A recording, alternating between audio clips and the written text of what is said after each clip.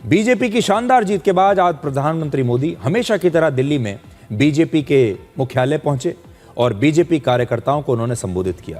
प्रधानमंत्री ने आज कहा कि पश्चिम बंगाल की जीत बदलाव की जीत है और आज उन्होंने ये भी बता दिया कि आने वाले दिनों में पश्चिम बंगाल के लिए क्या बड़े फैसले बीजेपी की नई सरकार लेने वाली है।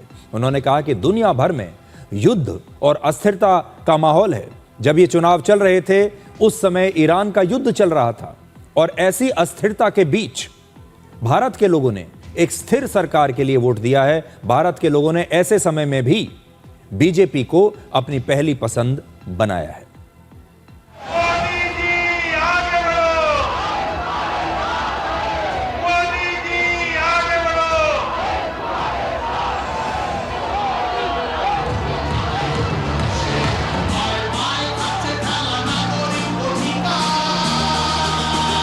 भाजपा के हर छोटे बड़े कार्यकर्ता ने एक बार फिर से कमाल कर दिया है, कमल खिला दिया।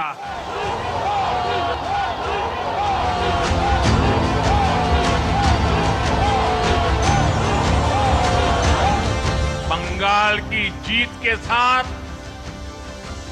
गंगोत्री से लेकर गंगा सागर तक कमल ही कमल खिला हुआ है।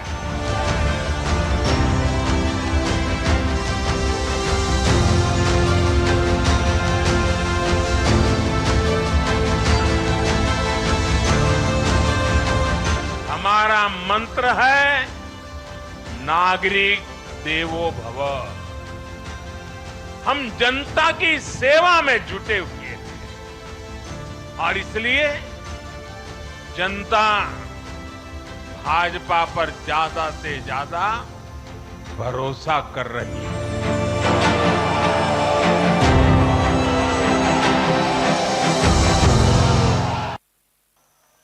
बंगाल के भाग्य में आज से एक नया अध्याय जुड़ गया है। आज से बंगाल भय मुक्त हुआ है। विकास के भरोसे से युक्त हुआ है। बांग्लाए परिवर्तन होए गेछे। पहली कैबिनेट में ही आयुष्मान भारत योजना को हरी झंडी दिखाई जाएगी और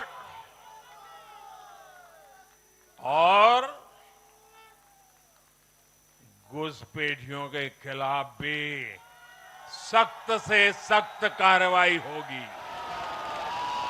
राजनीतिक एक्सपर्ट्स अपने अपने तरीके से समीक्षा कर रहे हैं, लेकिन इन नतीजों की एक और बहुत अहम बात है इनकी टाइमिंग।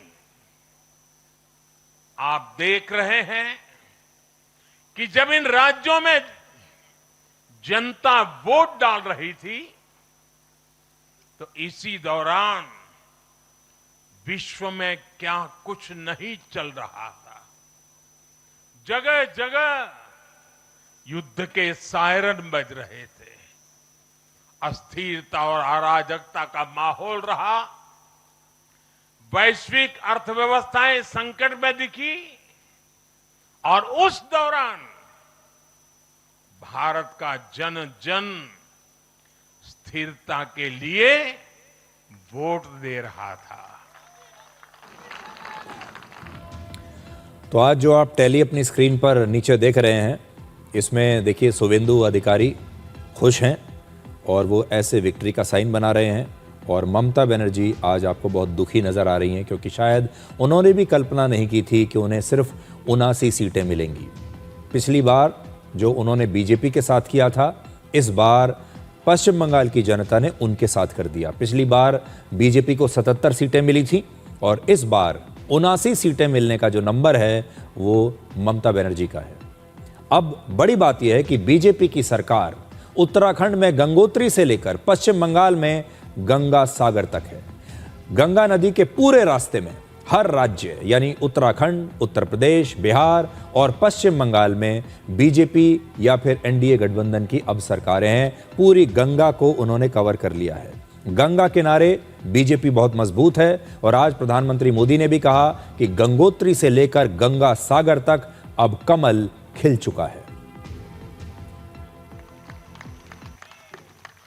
साथियों, पिछले साल 14 नवंबर को जब बिहार चुनाव के नतीजे आए थे, तब मैंने इसी जगह से बीजेपी मुख्यालय से आप सबको कहा था, गंगा जी बिहार से आगे बहते हुए गंगा सागर तक जाती है। और आज बंगाल की जीत के साथ गंगोत्री से लेकर गंगा सागर तक कमल ही कमल खिला हुआ है। उत्तराखंड, उत्तर प्रदेश, बिहार और अब पश्चिम बंगाल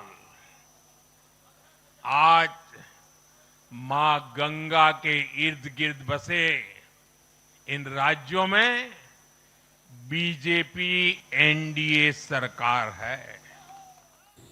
और जैसा प्रधानमंत्री मोदी ने कहा, इस समय भारत के 17 राज्यों में बीजेपी के मुख्यमंत्री हैं और 5 राज्यों में एनडीए गठबंधन की सरकारें हैं। इस हिसाब से अब भारत के 22 राज्यों और केंद्र शासित प्रदेशों में एनडीए की सरकार है और इसमें दिल्ली और पुडुचेरी भी शामिल हैं। आज अगर आप देखेंगे तो भारत का नक्शा कुछ इस प्रकार से नजर आता है, जो आपकी स्क्रीन पर है, जहां आपको भगवा ही भगवा नजर आ रहा है।